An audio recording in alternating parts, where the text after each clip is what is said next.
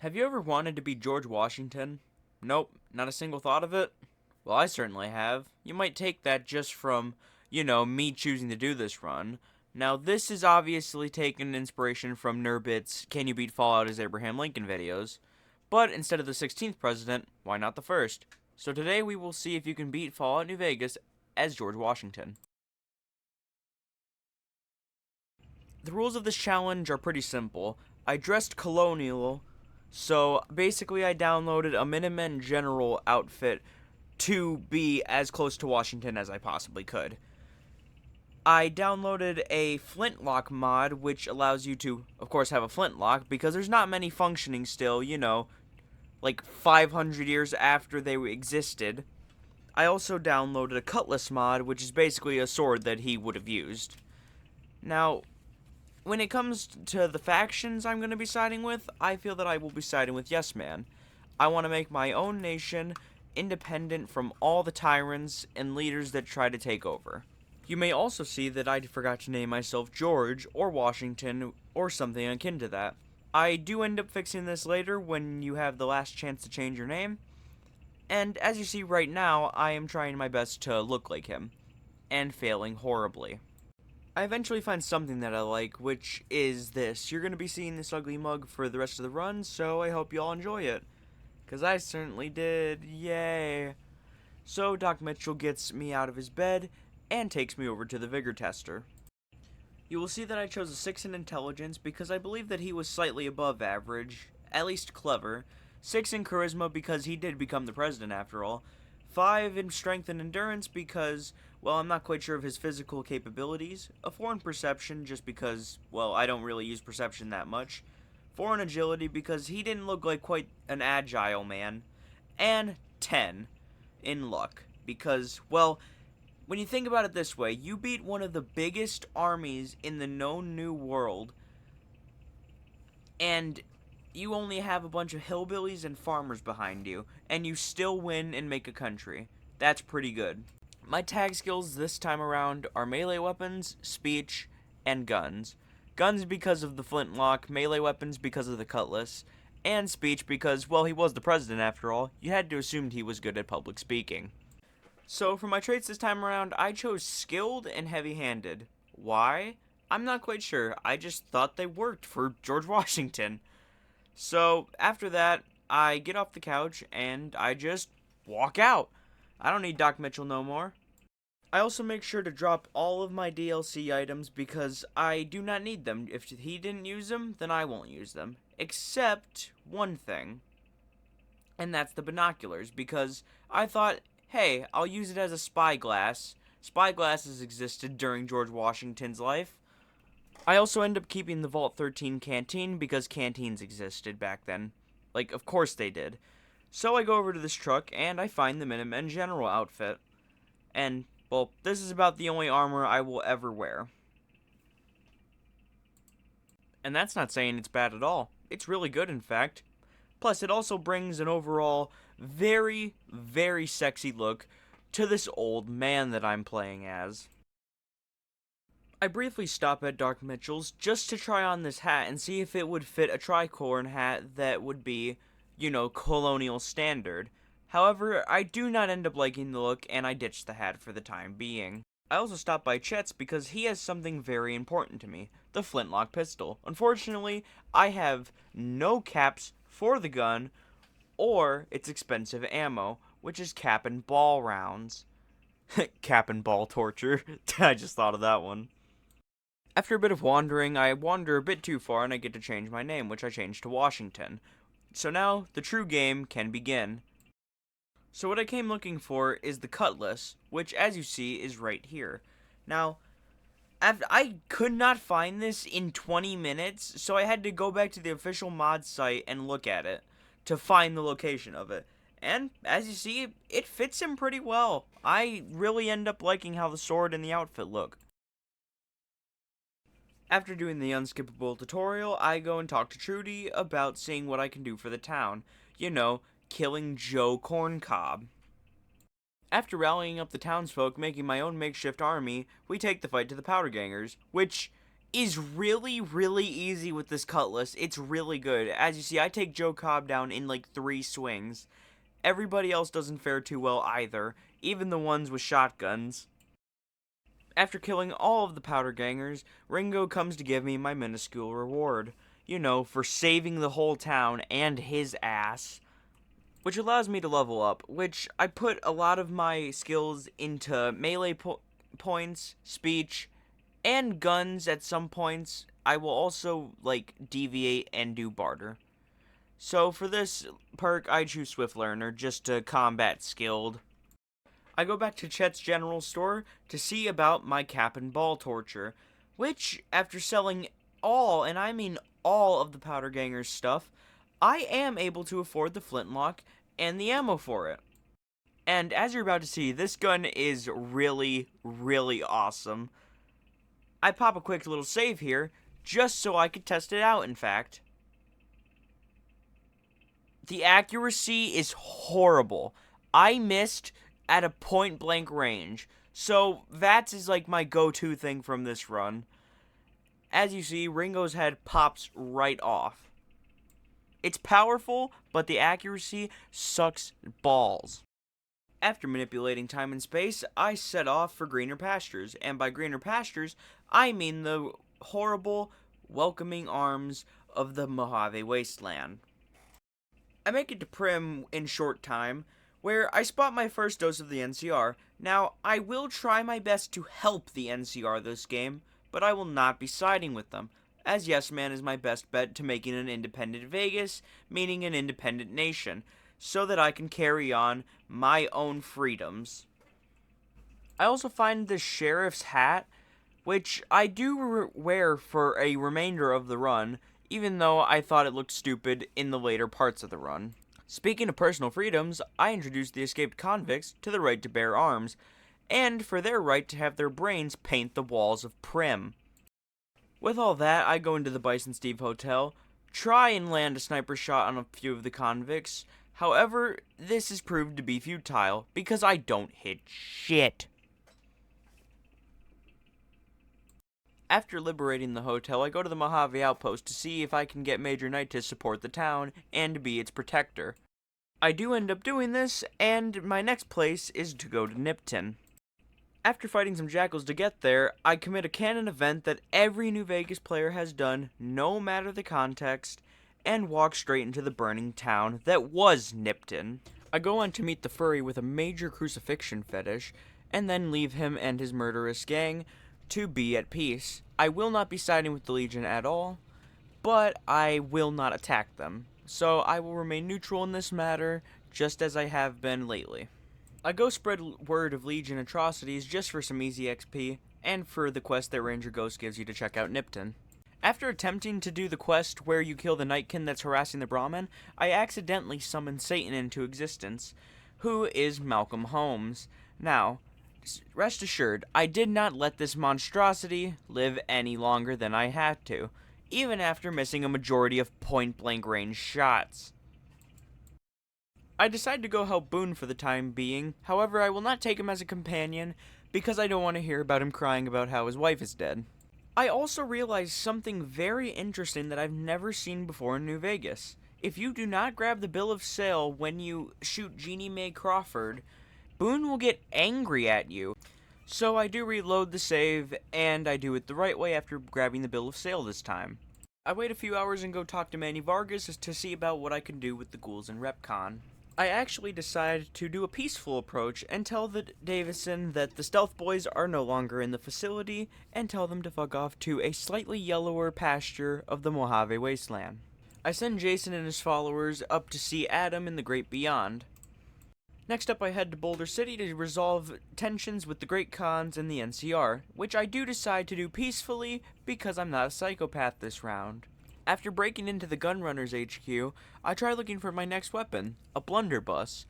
However, I cannot find the blunderbuss or the long rifle that were supposed to spawn here behind the desk. This was an issue with the mod that I never knew existed, so I just decided to go the rest of the game without it. The flintlock and the cutlass were plenty enough. I go into the slums of Freeside to go pay the riffraff a few bottle caps for their time. Then I go over to see the king so I can recruit the best boy and my only companion that I can use this run, Rexy Boy. I expose Oris as a fraud so that he'll screw off and the kings will give me the next part of the quest. I go to Julie Farkas at Old Mormon Fort to see what can be done about Rex, and then I try to go to Jacobstown to mark it on the map for later. This turned out to be futile because Cazadors. Kurt Russell, what's going on? They're raping me! They're raping me! Get out of there, Kurt Russell! They're raping all of us! Oh, oh, it hurts! They're raping us and it hurts! Ah! I eventually make it to Camp McCarran to board the monorail, although the NCR doesn't seem to mind my presence just leaving. I eventually make it to the tops, where I finally use my cutlass for once in this run, because it was barely used during the entire duration. And now I can only assume the gamblers and guests at the tops thought this was some kind of weird historical reenactment. I then make it to the Lucky 38, where I get 1,000 caps from some weird shrimp in a robot suit.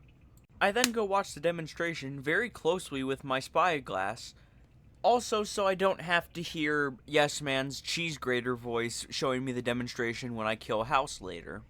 I then get even more use out of the cutlass when I make the entire system shake with one hit.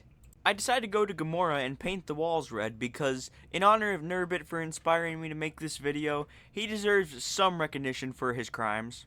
I then go back to the GI Blues questline. I hear Pacer complain about being a good person for once in his stupid jet-existed life. My next course of action is extermination of all the White Gloves, not because of any personal vendetta, just because I really want the XP, and it's the easiest way for Yes Man to cross them off our list.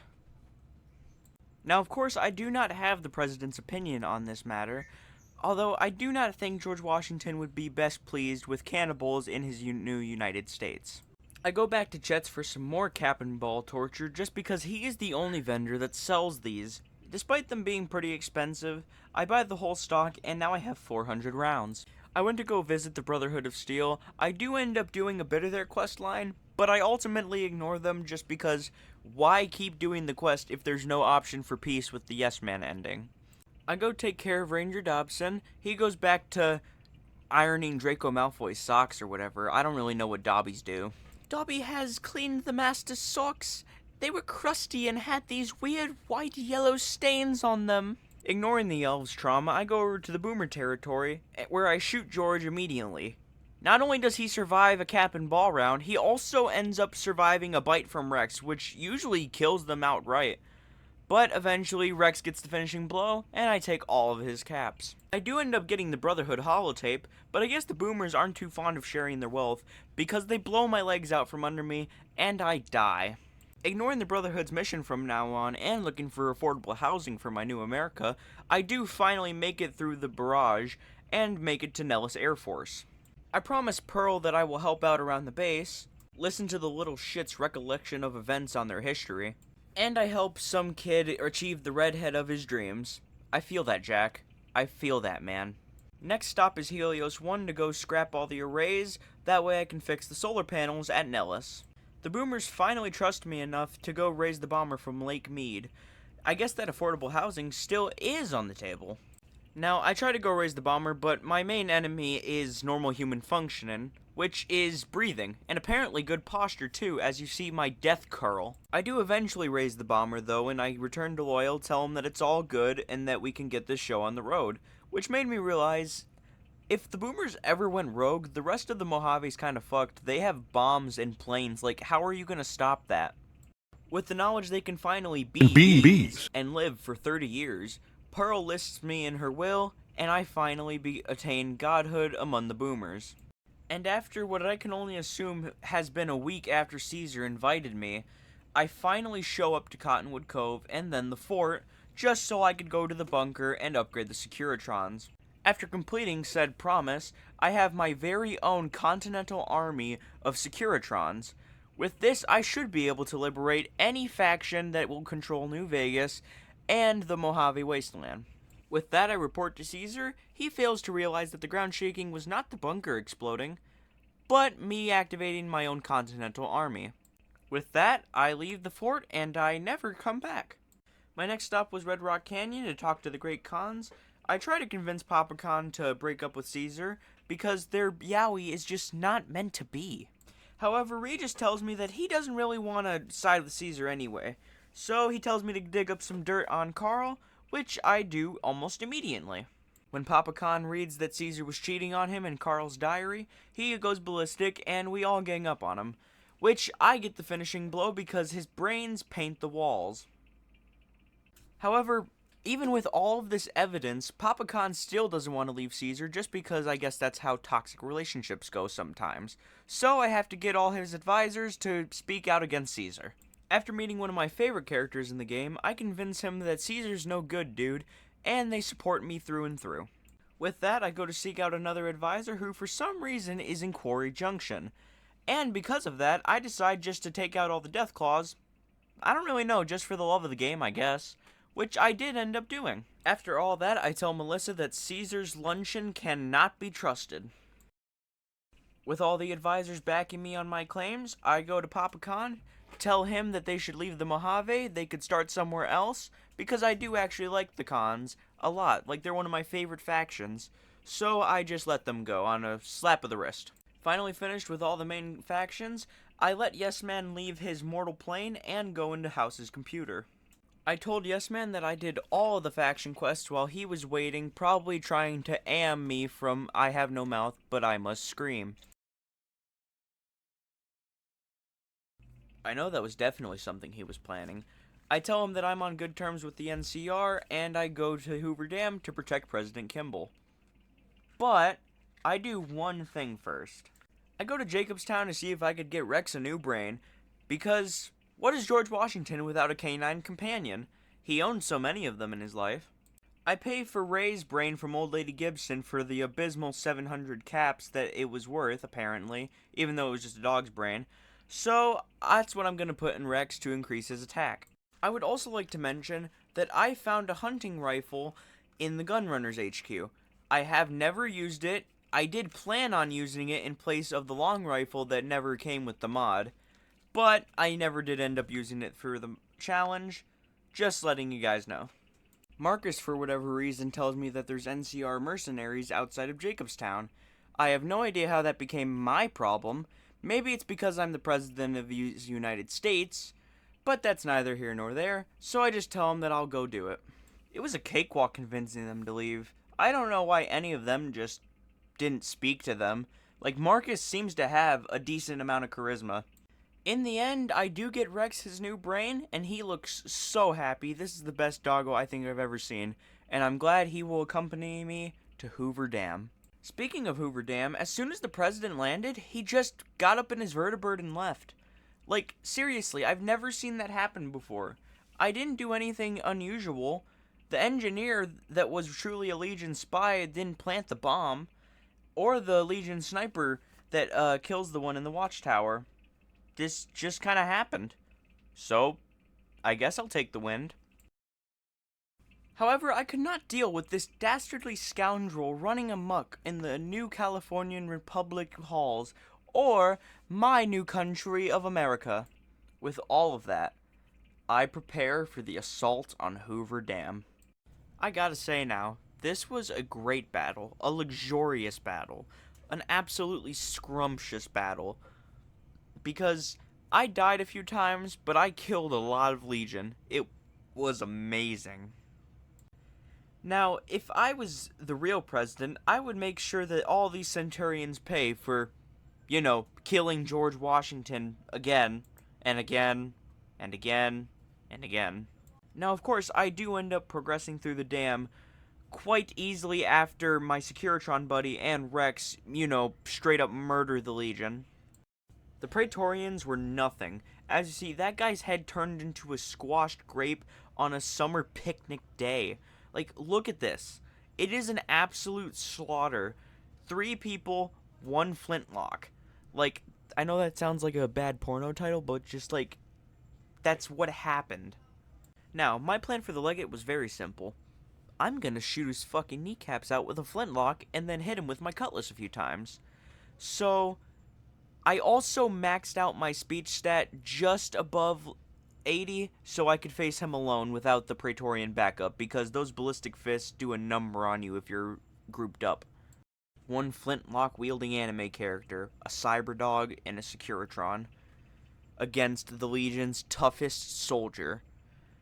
Factions from across the Mojave will tell this story to their children, and they will look under their beds to make sure that George Washington isn't there, about to serve them a piece of a cutlass that is 400 years old. We will not back down. Our story will be told from the Mojave for years. The first thing that Rex does is knock the Legate down. That is the easiest knockdown I think I've ever seen. So of course I fire 3 shots into the Legate's legs, just so that he won't be able to move as fast and run at me with the Blade of the West or the East or whatever it may be. Now he hits my dog a few times, and I don't appreciate that. And now, as George Washington Wick, I shoot more into his right kneecaps as Rex goes flying. Now he charges at me, but I'm not afraid. I take out my cutlass and I just start slashing. But of course, one hit and he knocks me right down. But Rex, being as faithful as ever, he knocks him back down in return, and the Securitron uses his Gatling laser just to tear apart the Legate's armor as I drink all of the alcohol that I have access to. And I beat the crap out of him while he's sleeping, like any great warrior would. As you see, he's still down. And just like that, the Legate's head pops right off, and I have won the war. For some reason, the remaining Praetorians would not attack me, so I attacked them back. They kept talking about the Mark of Caesar, but I would never listen to such a tyrant.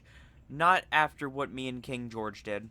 So, I continue just to go at them with the cutlass. I disarm one of them, in fact. Although, I guess that'd be like tearing his hand off. Like, I'm sure that it's hard to take off a ballistic fist. With my nemesis dead, the NCR break down the door, and I show them who the real general is, with Rex right behind me.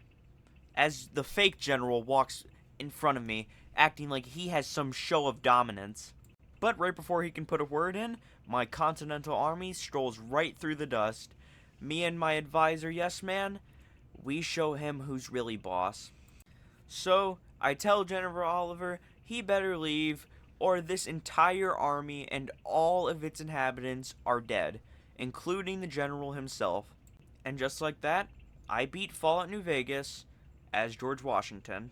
And after that, I basically told Yes Man, hey, I'm gonna leave, I'm gonna go sit under a fig tree in the Capital Wasteland, and I'm gonna enjoy life. You're the new general and Presidente, enjoy New Vegas, and, well, one last time, you and me have a drink, you're gonna get some motor oil, and I'm gonna get some whiskey. Goodbye.